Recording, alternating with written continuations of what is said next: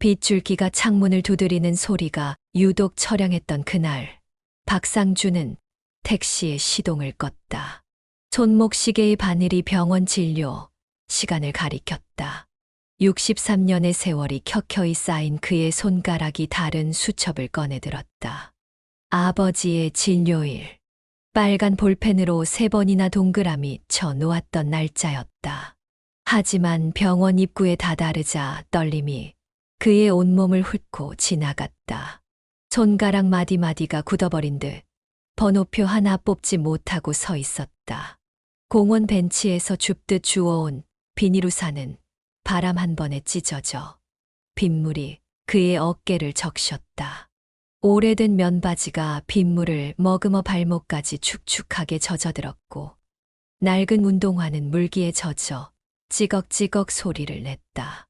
몇 년을 입었는지 모를 점퍼의 소매 끝은 실밥이 풀려 해졌고 택시 기름통을 살피다 묻은 검은 얼룩이 완연했다.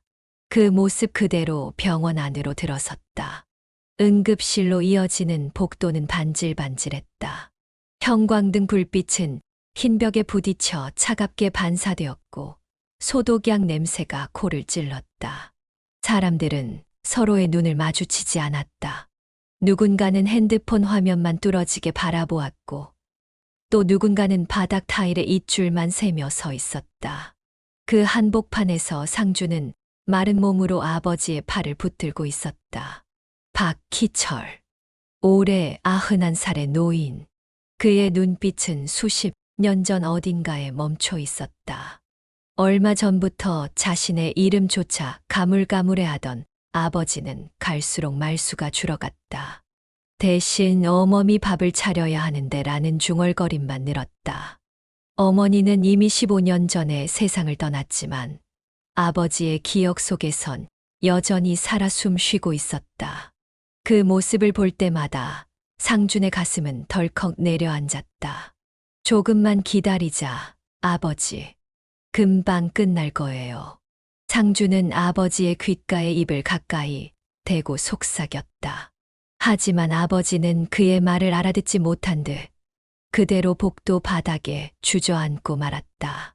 입고 있던 수의 바지 밑단이 축축하게 젖어들었다. 냉기가 허리를 타고 올라오는 듯 했지만 아버지는 무표정한 얼굴로 바닥만 바라보았다. 그때였다. 간호 스테이션에서 날카로운 목소리가 튀어나왔다. 어르신 보호자분, 왜 복도 바닥에 앉히세요? 지금 뭐 하시는 거예요? 청백색 간호복을 입은 여성이 성큼성큼 다가왔다. 그녀의 목소리는 차갑게 날이 서 있었다. 병원비는 내실 수 있는 거 맞아요? 간호사는 명찰을 매만지며 박상준의 옷차림을 위아래로 훑었다. 그의 눈빛 속에는 판단이 서려 있었다. 낡은 겉옷, 달아빠진 바지, 그리고 손에 꼭 쥐고 있는 구겨진 종이 2장. 모든 것이 초라했다. 여긴 일반 진료실 아니에요. 응급병동은 고위험 환자 우선이라 보호자도 미리 등록하셔야 해요. 차갑게 내뱉는 그 말에 상준의 입술이 바짝 말랐다. 그는 혀끝으로 입술을 적시며 떨리는 목소리로 대답했다. 죄송합니다. 근데 오늘 꼭 검사를 받아야 해서요. 아버지가 치매가 좀 심해져서 보증금은 내일 아침에라도. 말끝이 흐려지는 순간 뒤에 서 있던 40대 여성이 코웃음을 쳤다. 그녀의 입가에 비웃음이 걸렸다. 아이고, 병원에 돈 없이 오면 어떡하자는 거야. 진짜 요즘 택시만 몰면 아무 데나 막 들어오네. 그녀 옆에 남자도 가세했다. 그의 목소리에는 경멸이 묻어났다. 그러게, 보호자가 저 모양인데 어르신병 안 걸리는 게 이상하지. 그 말들이 공기 중에 퍼지는 동안 상주는 고개를 숙인 채로 있었다.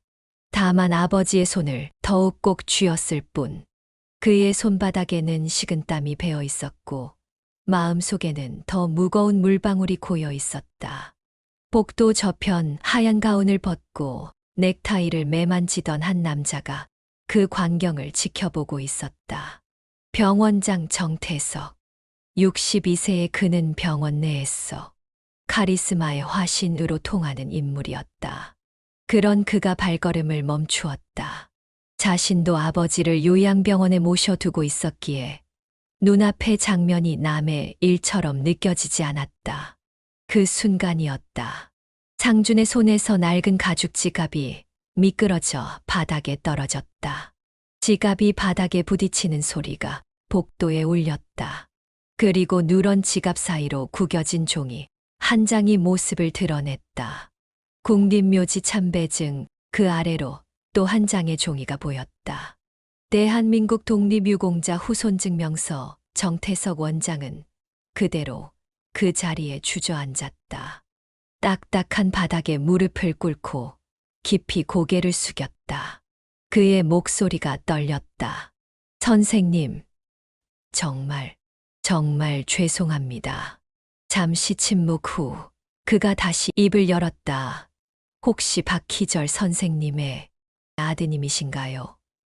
복도에 정적이 내려앉았다. 고개를 돌리던 사람들의 시선이 한 곳에 모였고 간호사의 얼굴은 백지장처럼 하얗게 변했다. 아까 조롱하던 중년 부부는 소리 없이 한 걸음 물러났다. 상주는 여전히 고개를 들지 않았다. 떨리는 손으로 지갑을 주워들고 구겨진 서류를 조심스레 펴는 동안 그의 어깨가 가늘게 떨렸다. 그는 말없이 아버지의 어깨에 자신의 어깨를 기댔다. 그리고 조용히 바람 같은 속삭임으로 아버지의 등 뒤에서 말했다. 아버지, 걱정 마세요. 이제 다 괜찮아질 거예요. 창가를 두드리는 빗소리만이 그의 말을 감싸 안았다. 봄꽃이 흩날리던 날, 28살의 박상준이 처음 운전대를 잡았다. 손바닥에 밴 굳은 살이 핸들에 가죽을 더듬었고 다부진 그의 어깨는 이제 막 시작된 책임감의 무게로 짓눌려 있었다. 그해 둘째 딸 서연이가 돌을 지난 지 얼마 되지 않았다. 분홍빛 돌복을 입고 뒤뚱거리며 걷던 아이의 모습이 아직도 눈에 선했다. 그리고 바로 그때 아버지 박희철은 처음으로 대소변을 가리지 못하기 시작했다. 낮에는 건설 현장의 먼지를 마시며 벽돌을 날랐다.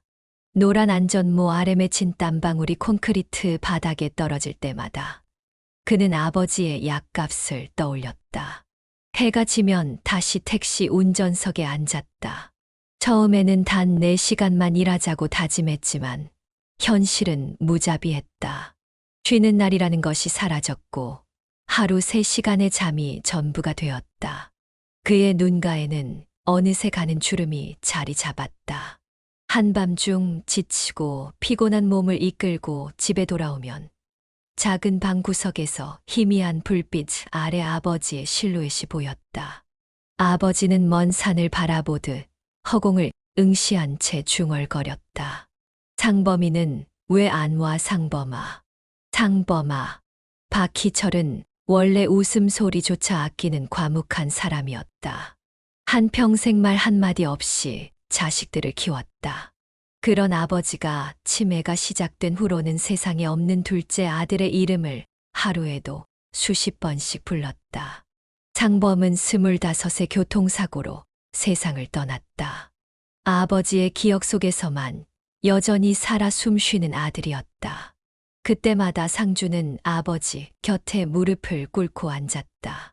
아버지의 굵고 거친 손을 잡으며 마치 정해진 대본처럼 똑같은 말을 반복했다. 아버지, 상범이 해외 출장 갔네요. 금방 온대요, 때로는. 상준의 인내도 한계에 다다랐다. 비 오는 어느 날 밤, 운전대를 잡다가 그만 택시 뒷바퀴가 미끄러져 가로수를 들이받았다. 보험료를 물고 돌아온 그날, 아버지는 또다시 상범을 찾고 있었다. 상준의 눈에서 뜨거운 눈물이 흘러내렸다. 목소리가 떨렸다. 왜 자꾸 상범이 찾으세요? 저는 아들이 아니에요. 아버지는 대답 대신 희미하게 웃기만 했다. 그 웃음이 상준의 가슴을 날카롭게 찔렀다. 그날 밤 그는 현관문 앞에 웅크린 채 새벽이 밝아올 때까지 울었다. 시간의 바퀴는 무심히 돌아갔다. 어느 가을날 아내 미선이 유방암 3기 판정을 받았다. 흰 병실 안에서 그녀의 얼굴은 점점 창백해져 갔다. 상주는 그때 택시 안에서 뜨거운 물에 불린 컵라면 하나로 하루를 버텼다. 매캐한 라면 국물 냄새가 차 안에 배어들었지만 그는 아랑곳하지 않았다. 오로지 아내의 병원비와 아버지의 약값을 마련하는 것만이 중요했다. 바람이 차갑게 불던 어느 날 병실에서 미선이 상준의 손을 약하게 쥐었다. 그녀의 목소리는 깊은 우물에서 들려오는 것처럼 희미했다. 상준 씨, 나 없는 동안에도 아버지 잘 모셔줘요. 그 양반, 속은 여려. 그 말이 아내의 마지막 유언이었다.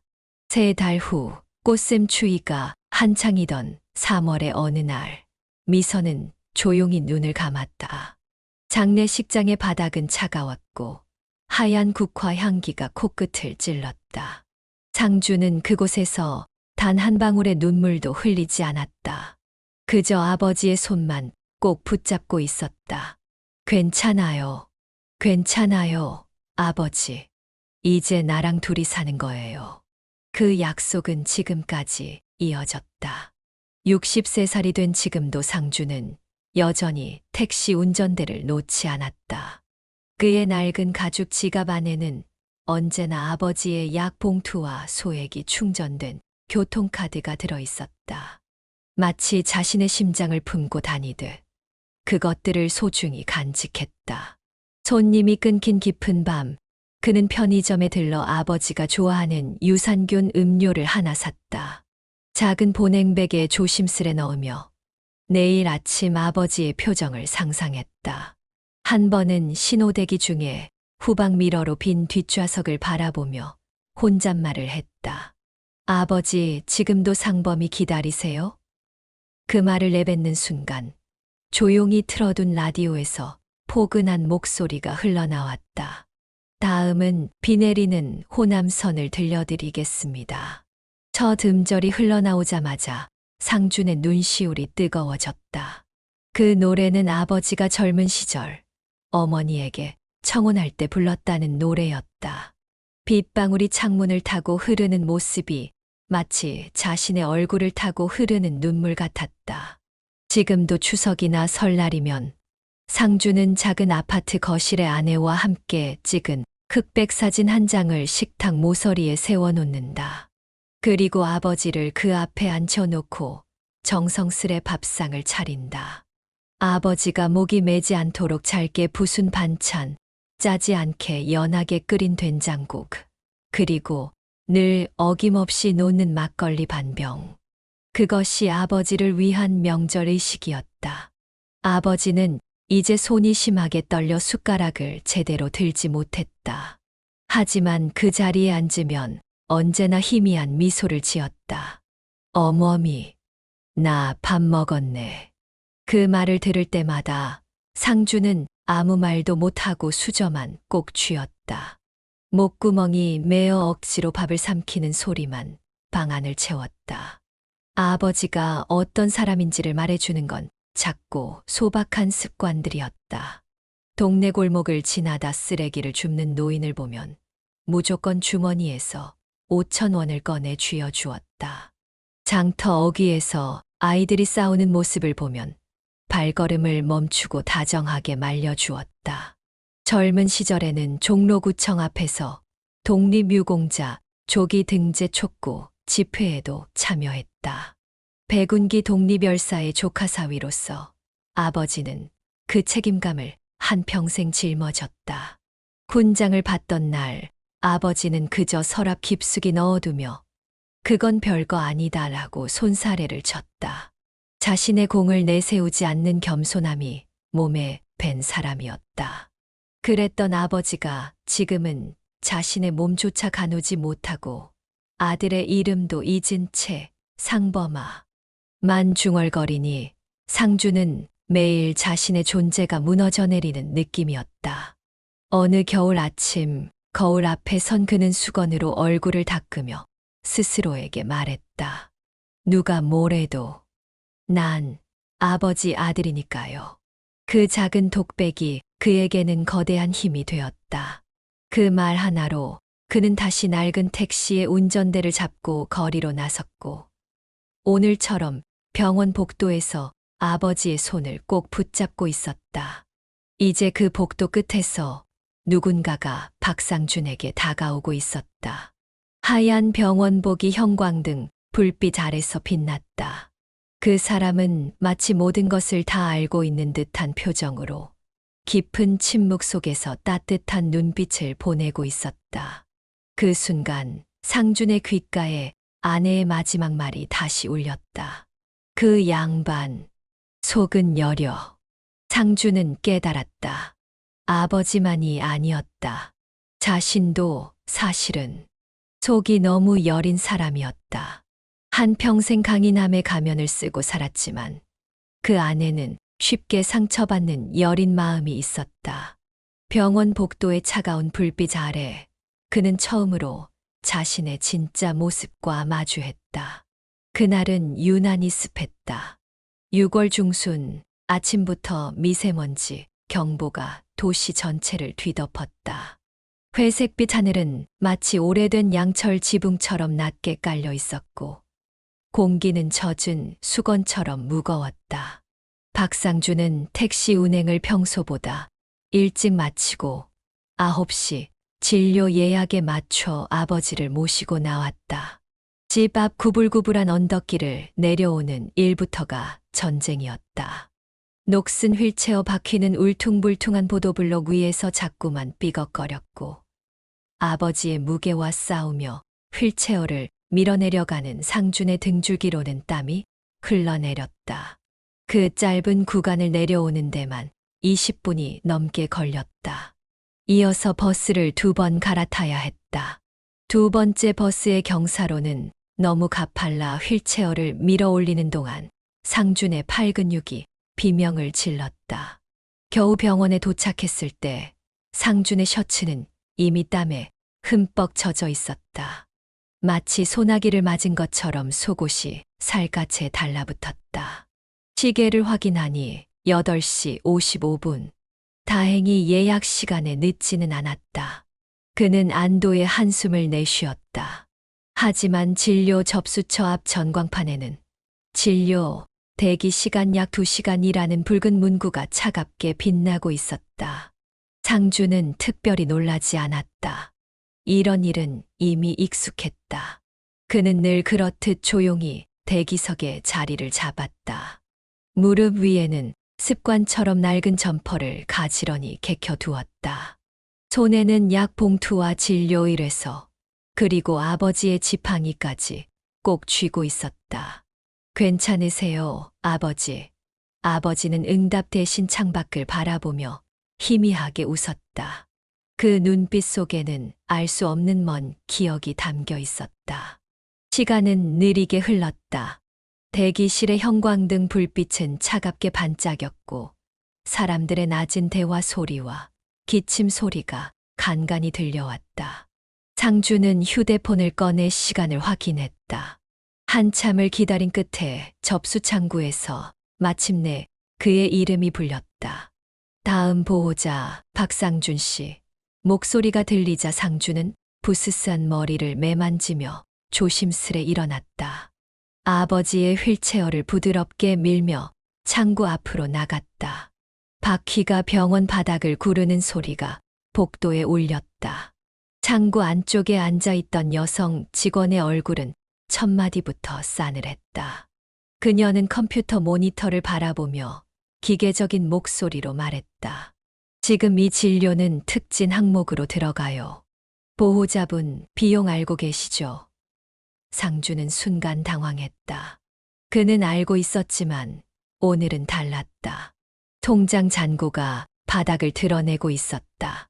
그는 고개를 끄덕였지만 곧 작은 목소리로 덧붙였다. 혹시 오늘은 검사만 먼저 해주시면 입금은 내일 오전까지라도. 말을 이어가는 동안 그의 손끝이 미세하게 떨렸다.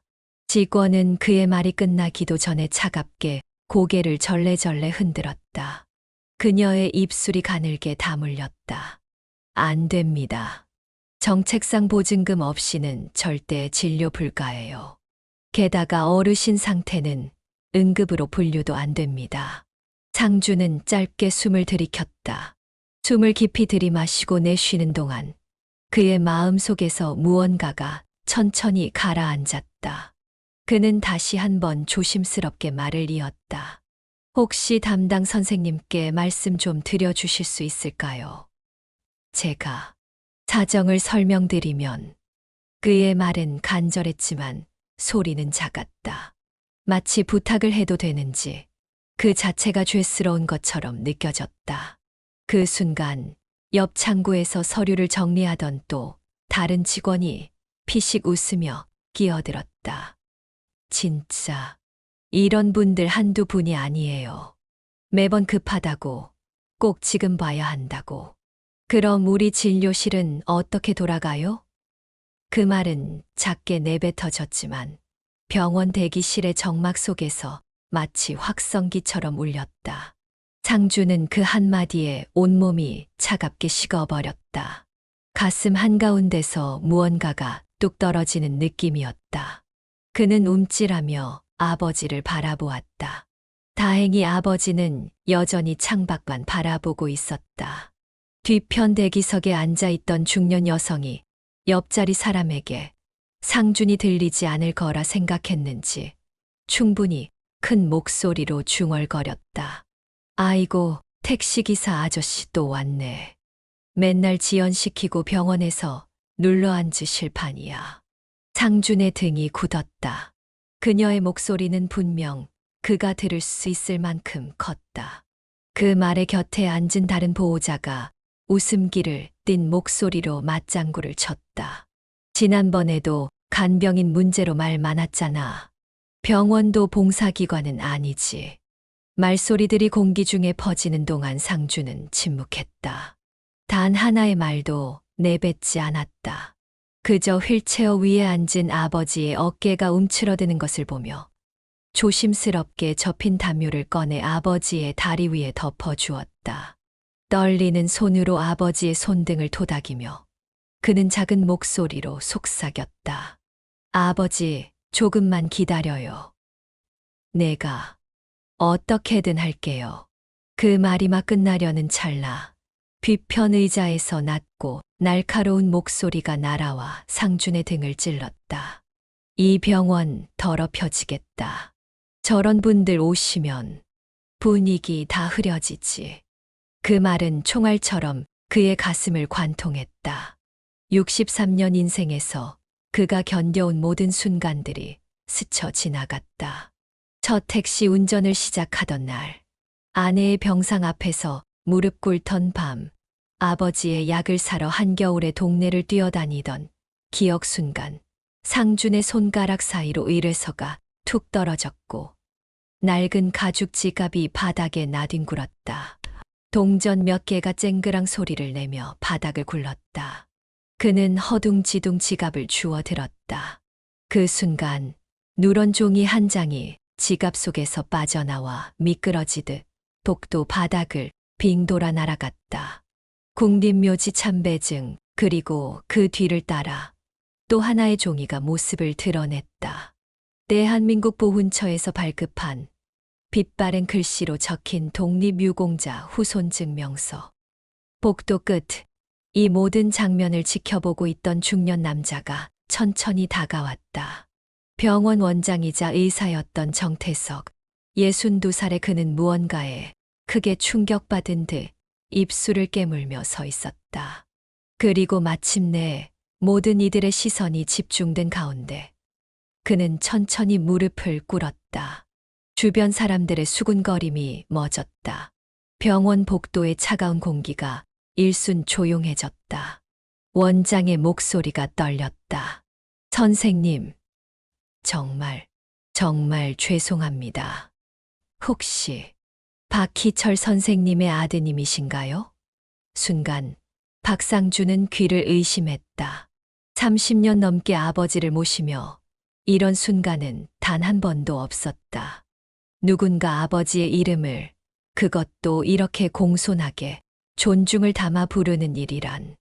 창구 직원들도 수군대던 사람들도 그 순간 모두 침묵했다. 시간이 멈춘 듯 했다. 그리고 박상준은 그제야 가슴 한복판에 얼음처럼 쌓여있던 무언가가 천천히 녹아내리는 느낌을 받았다. 수십 년간 짊어져 온 무거운 짐이 잠시나마 가벼워지는 느낌이었다. 마치 이제 괜찮다는 말을 누군가 대신해 준 것처럼. 병원 창문으로 미세먼지를 뚫고 한 줄기 햇살이 비스듬히 들어왔다. 그 빛은 아버지의 주름진 얼굴을 비추었고 오래된 추억을 담은 눈빛을 환하게 밝혔다. 상주는 무언가가 달라지고 있음을 느꼈다. 무슨 일이 벌어지고 있는지는 아직 알 수 없었지만 그 순간만큼은 모든 것이 잠시 멈춰선 듯했다. 병원 로비는 그날 그 어떤 응급 상황보다도 더 조용해졌다. 평소라면 분주하게 오가는 발걸음 소리, 작은 대화들, 진료 안내 방송이 뒤섞여 있었을 공간이 갑자기 정적에 휩싸였다. 정태석 병원장이 무릎을 꿇는 순간 마치 누군가가 세상의 볼륨 버튼을 꺼버린 듯했다. 숨소리조차 들리지 않는 침묵만이 공간을 채웠다. 63살의 박상준은 얼떨떨한 표정으로 무릎 꿇은 병원장을 바라보았다. 평생 고개를 숙이며 살아온 그였기에 이 상황이 불편하기 짝이 없었다. 고개를 들고 싶지 않았지만 사람들의 시선이 더 이상 피할 수 없을 만큼 그에게 쏟아졌다. 형광등 불빛 아래 그의 낡은 운동화와 해진 바지가 더욱 초라해 보였다. 혹시 정말 백운기 선생님의 아드님이신가요? 정태석의 목소리는 떨리고 있었다. 그 이름이 세상 사람들에게는 국립묘지에 모셔진 독립영웅이었지만 박상준에게는 그저 치매에 걸린 아버지였다. 밤마다 악몽에 시달려 울부짖고 밥을 먹이기 어렵고 가끔은 자신의 아들조차 알아보지 못하는 노인이었다. 푸른 간호복을 입은 간호사 하나가 급히 달려와 정태석의 귓가에 속삭였다. 그녀의 눈빛은 날카로웠고 목소리는 작지만 단호했다. 원장님, 지금 그러시면 안 됩니다. 저 보호자 진료비 미납 상태예요. 그리고 다른 환자 대기 줄도 많고요. 말을 마친 그녀는 짜증 섞인 눈빛으로 박상준을 다시 한번 위아래로 훑어보았다. 그녀의 시선에는 당신 같은 사람 때문에 병원 운영이 어렵다는 비난이 담겨 있었다. 그러나 정태석은 천천히 고개를 돌려 그녀를 바라보았다. 그의 눈빛은 차분했지만 단호함이 서려 있었다. 잠깐만, 우리가 지금 뭘 잘못했는지부터 생각해 봅시다. 그 한마디에 간호사의 표정이 굳었다. 정태석은 여전히 무릎을 꿇은 채 천천히 손을 뻗어 바닥에 놓인 독립유공자 후손 증명서를 집어들었다. 종이가 바스락거리는 소리가 로비 전체에 울렸다. 이게 서류 한 장이 아니에요. 이건 이분의 삶 전체예요. 우리가 서서 무시했던 그 시간들. 그의 목소리는 낮았지만 복도 끝까지 또렷이 들렸다. 그 말에 로비 주변에 있던 일부 환자들이 서서히 고개를 숙였다. 까만 머리칼 사이로 희끗한 백발이 섞인 노인 한 명은 고개를 깊이 숙이며 한숨을 내쉬었다. 그리고 그토록 말 많던 중년 여성 보호자가 조용히 뒤로 한 발 물러섰다. 그녀의 목에 걸린 고급 스카프가 형광등 불빛에 반짝였다. 정태석은 떨리는 목소리로 말을 이었다. 그의 눈가에 주름이 깊어졌다. 선생님, 저는 어렸을 때 아버지한테 이런 말을 들었어요. 그는 잠시 숨을 고르며 과거를 떠올리는 듯 했다. 병원은 사람 고치는 곳이기도 하지만 사람 마음 다치는데도 제일 쉬운 곳이다. 아버지가 돌아가시기 전에 남긴 말이었죠. 정태석은 박상준을 바라보며 말했다. 그의 눈에는 진심 어린 후회가 담겨 있었다. 제가 이 병원을 책임지는 사람인데도 그걸 까맣게 잊고 있었네요. 그 말을 들으며 박상준은 여전히 아무 말도 하지 않았다. 대신 그는 아버지의 무릎 위에 덮인 담요를 곱게 펴주었다. 구겨진 모서리를 조심스럽게 매만지고 그 위에 지갑과 서류를 다시 올려두었다. 그 작은 동작 하나하나에는 말보다 더 깊은 감정이 담겨 있었다. 수십 년간 묵묵히 간직해온 존경과 사랑, 그리고 책임감. 그의 어깨는 여전히 빗물에 젖어 있었고 표정은 멍하니 굳어 있었다. 하지만 그 순간 그의 눈가가 가볍게 떨렸다. 아무 말도 하지 않았지만 모든 감정이 이미 주름진 얼굴에 새겨져 있었다. 평생 쌓아온 자존심과 억울함, 그리고 그것들이 순간적으로 녹아내리는 복잡한 심정이 그의 눈빛에 담겨 있었다. 정태석은 마침내 자리에서 일어나 창구 직원들을 향해 천천히 고개를 돌렸다. 그의 목소리는 이제 단호했다. 이분, 진료비는 내가 처리하겠습니다. 직원들의 눈이 휘둥그레졌다. 한 명은 입을 다물지 못한 채 중얼거렸다. 원장님, 지금 그러시면. 규정에. 정태석의 눈빛이 날카로워졌다. 그는 조용히 그러나 단호하게 말했다. 규정보다 먼저 인간이 돼야 합니다. 그 한마디는 복도 전체에 퍼지는 파문 같았다. 마치 보이지 않는 물결이 사람들 사이로 번져가는 듯했다. 간호사 몇몇은 서류를 정리하던 손을 멈추었고 멀찍이 서 구경하던 사람들까지 조용히 입을 다물었다. 그 순간 병원의 공기가 변하는 것이 느껴졌다. 차가웠던 공기가 조금씩 따뜻해지는 듯했다. 그때였다. 누군가가 박상준을 향해 손을 내밀었다. 고운 네이비 블라우스를 입은 50대 후반의 중년 여성이었다. 그녀의 단정한 헤어스타일과 정중한 표정에서 관공서 직원임을 짐작할 수 있었다. 안녕하세요. 서울시 보훈청 교육 담당 최유진입니다. 박상준은 놀라며 고개를 들었다. 그의 눈빛이 흔들렸다. 오늘 병원에 다른 업무로 왔다가 우연히 이 상황을 지켜보게 됐습니다. 그녀는 조심스럽게 박상준의 거친 손을 잡았다.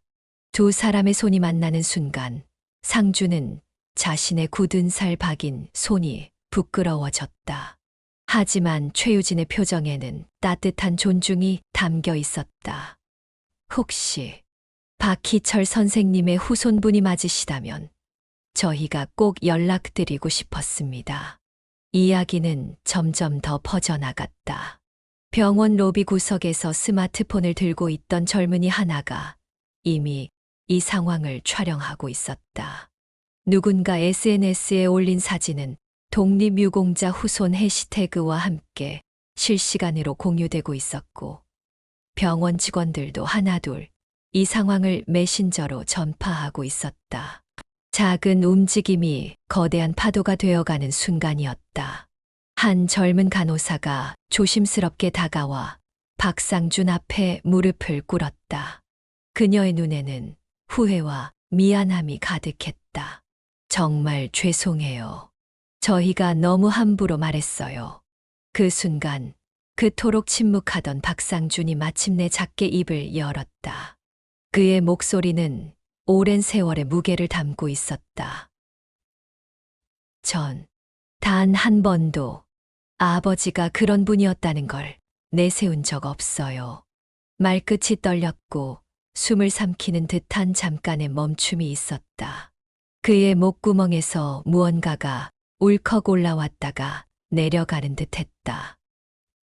저에겐 그냥 그저 아버지였거든요. 그 한마디에 병원 로비는 다시 조용해졌다. 하지만 이번의 조용함은 앞서의 냉랭한 침묵과는 달랐다.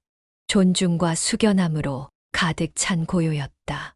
마치 모든 사람들이 자신의 부모를 떠올리기라도 한 듯 깊은 감정이 공간을 채웠다. 박상준은 다시 조용히 아버지의 손을 잡았다. 아버지의 손등에는 세월의 흔적이 그대로 새겨져 있었다. 굵은 핏줄과 갈색 반점들, 그리고 수십 년의 노동이 남긴 굳은 살. 눈을 감고 있던 아버지의 손가락이 살짝, 아주 살짝 움직였다. 마치 그 모든 것을 알고 있다는 듯이. 그 작은 움직임에 상준의 눈시울이 뜨거워졌다. 평생 강인함의 탈을 쓰고 살아왔지만 이 순간만큼은 그의 감정이 표면으로 떠올랐다. 유리창 너머로 들어오는 오후의 햇살이 아버지와 아들의 손을 따스하게 비추었다. 마치 오래된 사진 한 장처럼 그 순간은 시간 속에 영원히 새겨졌다. 이후 병원 로비에는 조용한 변화가 시작되었다. 형광등 불빛 아래 펼쳐진 그날의 사건은 끝이 아닌 시작이었다. 63살의 박상준은 그날 이후로 더 이상 차가운 대기의자에 몸을 맡기지 않았다. 병원 한켠에 마련된 특별진료실에서 아버지는 우선적으로 진료를 받게 되었다. 백운기 유공자 예우 공간이라 이름 붙은 그 작은 진료실은 화려하지 않았다. 하얀 벽지와 편안한 의자 몇 개, 그리고 창가에 놓인 작은 화분 하나가 전부였다. 하지만 그곳은 차갑던 병원 복도와는 달리 따뜻한 감정으로 채워졌다. 벽면에 걸린 작은 액자 속에는 젊은 시절의 박희철 선생이 서 있었다. 독립운동가 백운기의 조카 사위로서 그가 평생 이어온 유산을 기억하는 작은 표식이었다. 그날 일을 기억하는 사람들은 지금도 말하곤 한다. 그때 박상준 씨가 한 말 잊을 수 없었어요. 아버지요? 그냥 저한테는 아버지였어요. 그 말이 어쩌면 가장 큰 울림이었죠. 한마디 항변 없이 조용히 견뎌낸 그의 모습은 오히려 더 깊은 반성과 감동을 이끌어냈다. 때로는 가장 작은 목소리가 가장 큰 울림을 만들어내는 법이다. 상준의 침묵과 담담한 한마디는 병원 전체의 영혼을 흔들었다. 며칠 뒤 서울보훈청에서는 잊힌 후손들과의 대화라는 이름의 프로그램을 시작했다. 유공자 후손들이 겪는 현실을 조명하고 그들의 목소리를 사회에 전하는 프로젝트였다. 그리고 그 첫 회 초청 인물로 박상준이 선정되었다. 처음 제안을 받았을 때 그는 망설였다. 카메라 앞에 서본 적도 없고 자신이 무언가를 가르칠 위치에 있다고 생각해 본 적도 없었다. 녹화실에 들어서던 날, 그는 땀에 젖은 손바닥을 바지에 문지르며 불안하게 중얼거렸다. 전 그저 그날 병원에 진료받으러 간 사람이었을 뿐인데요. 그렇게 말하며 양손을 허벅지 위에 올려놓고 조심스럽게 웃었다. 그 웃음은 수십 년간 고된 노동을 견뎌온 얼굴에 잔잔한 물결처럼 퍼졌다. 하지만 프로그램이 방영되자 뜻밖의 반응이 일었다.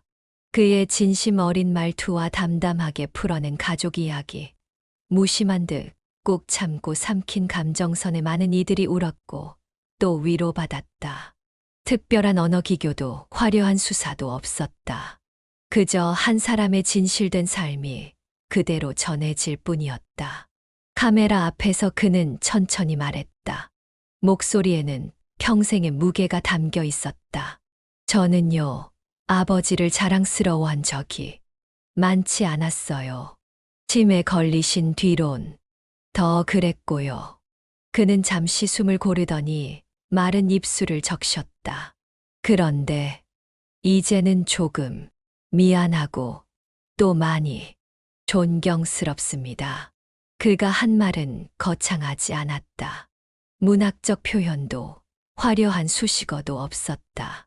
그저 삶을 버텨온 사람의 솔직한 고백이었다. 그 진심이 수많은 시청자의 가슴을 울렸다. 몇 달이 지나고 그의 이야기를 담은 다큐멘터리가 공중파에 방송되었다. 제목은 아주 단순했다. 방송이 나간 후 SNS와 지역 커뮤니티에는 수많은 반응이 쏟아졌다. 우리 아버지 생각나서 울었다. 상준 씨 같은 분이 있어 이 나라가 살아있구나. 같은 댓글들이 물결처럼 밀려들었다. 사람들은 자신의 부모를 떠올렸고 또 자신이 부모가 되어 살아가는 의미를 생각했다. 그럼에도 박상준은 여전히 택시를 몰았다. 그의 일상은 크게 바뀌지 않았다. 아버지를 요양원에 맡기거나 간병인을 두는 일은 끝내 하지 않았다. 언론이 그에게 물었을 때 그는 수줍게 웃으며 대답했다. 하루하루가 좀 힘들긴 해요. 근데요, 같이 먹는 밥 한 끼, 손 한 번 잡아주는 거, 그거면 괜찮더라고요.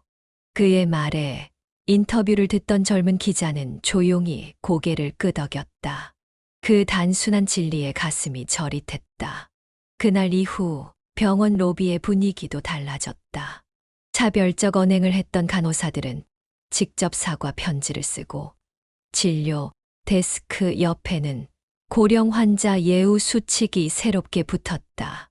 정태석 원장은 병원 전체 직원 교육을 실시했다. 무표정하던 공간의 작은 따뜻함이 피어나기 시작한 것이다. 한 간호사는 이렇게 말했다. 이제는 환자분의 겉모습만 보지 않아요. 그분이 어떤 삶을 살아왔는지, 그 뒤에 어떤 이야기가 있는지, 그걸 생각하게 됐어요. 박상준은 한 번도 자신이 세상을 바꿨다고 생각해 본 적 없다. 그저 말없이 내 모국을 묵묵히 했을 뿐이었고, 그 결과가 어떤 울림이 될지는 몰랐다. 하지만 세상은 알고 있었다. 그가 보여준 조용한 존엄, 그것이 어떤 울림이었는지를. 올해 박상준은 60내 네 번째 생일을 맞았다. 택시 운전석에서 맞은 생일이었다. 퇴근 무렵 그는 작은 케이크 하나를 사들고 집으로 돌아왔다. 아버지는 여전히 상범이를 찾았고 그는 여전히 곧 온다고 대답했다. 하지만 그 대답은 더 이상 무겁지 않았다. 이제는 조금은 웃으며 건넬 수 있는 말이 되었다. 하기도 한다. 그러면 박상준은 조용히 옆에 앉아 아버지의 등을 토닥이며 말한다. 아버지, 오늘은 비 안 와요. 괜찮아요. 나는 여기 있어요. 그 말에 아버지가 미소를 짓는 날도 있고 잠잠히 눈을 감는 날도 있다. 그 모든 시간이 이제는 상준에게 선물이 되었다. 매일 밤 아버지의 약을 챙기고 아침마다 면도를 도와주는 순간들이 더 이상 의무가 아닌 특권처럼 느껴졌다. 창밖으로 보이는 노을이 붉게 물드는 어느 저녁 다큐멘터리 제작진 중 한 명이 그에게 물었다. 그날 병원에서 병원장이 무릎 꿇었을 때 기분이 어땠어요? 그는 잠시 생각하더니 작게 웃으며 이렇게 말했다. 그의 눈가에는 주름이 깊게 패었다. 속이 좀 쓰렸어요. 근데 그보다 더 고마웠죠. 아버지를 알아봐 준 사람이 있다는 게요. 그 말이 전부였다. 그리고 그 말로 모든 것이 완성되었다. 긴 이야기에 마침표가 찍혔다. 그러니까 이 이야기는 복수가 아니다. 그 누구도 벌을 주지 않았고 누구도 소리치지 않았다. 다만 한 사람의 삶이 조용히 존중받았고 그 진심이 사람들의 마음을 움직였을 뿐이다. 창밖으로 새벽빛이 스며들 무렵 박상준은 오늘도 택시 열쇠를 들고 일어난다. 아버지의 이불을 정돈하고 아침 약을 탁자 위에 준비해둔다. 그리고 조용히 현관문을 열기 전 잠시 뒤를 돌아본다. 아버지, 다녀오겠습니다. 소리 없는 인사를 남기고 그는 오늘도 세상을 향해 나아간다. 그의 걸음걸이에는 더 이상 무거움이 없다. 어깨에 짊어진 무게는 여전하지만 이제 그는 그 무게를 견딜 힘을 알고 있다. 그 힘은 바로 존중받는 삶의 가치였다. 이 이야기의 핵심 메시지를 담았습니다. 때로는 가장 조용한 목소리가 가장 큰 울림을 만든다는 점, 화려한 언변이나 격렬한 항의보다 묵묵한 헌신과 진실된 마음이 세상을 변화시킬 수 있다는 것. 사람을 겉모습이 아닌 그들의 온전한 이야기로 바라볼 때 진정한 존중이 시작된다는 교훈. 가족의 의미는 업적이나 지위가 아닌 함께하는 일상의 작은 순간들에 있다는 메시지.